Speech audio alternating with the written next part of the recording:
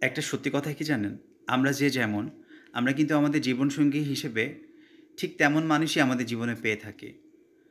আপনি যদি সৎ হন, আপনি দেখবেন যে যেকোনোভাবেই হোক না কেন, একজন সৎ মানুষই কিন্তু আপনার জীবনে আপনি পেয়েছেন। হতে পারে সে আপনার চেয়ে কম শিক্ষিত বা আপনার মতো এভাবে গুছিয়ে কথা বলতে পারে না বা কম কোয়ালিফাইড। তাতে কি যায় আসে? আপনি তাকে শিখিয়ে নিবেন। কিন্তু এন্ড অফ দ্য ডে বিয়ের পরে আপনি কিন্তু রিয়ালাইজ করবেন যে আপনি ঠিক আপনার মতো একজন ফ্রেশ এবং অনেস্ট একজন মানুষ লাইফ পার্টনার হিসেবে আপনার জীবনে পেয়েছেন এবং এটা কিন্তু ব্লেসিং। বাট আপনি যদি ডিসঅনেস্ট হন, আপনি যদি অসৎ চরিত্রের মানুষ হন, আপনি যতই ভালো খুঁজেন না কেন, বিয়ের পরে কিন্তু আপনি উপলব্ধি করবেন যে আপনি ঠকেছেন।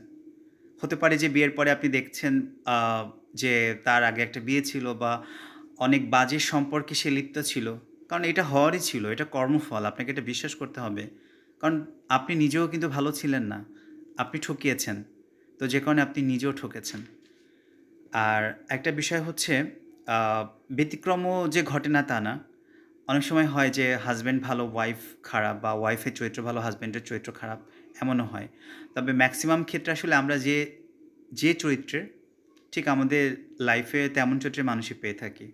সো নিজে ভালো হন, আপনার সাথে ভালোই হবে। ভালো মানুষ আপনি আপনার লাইফে এসে পড়বে। ধন্যবাদ।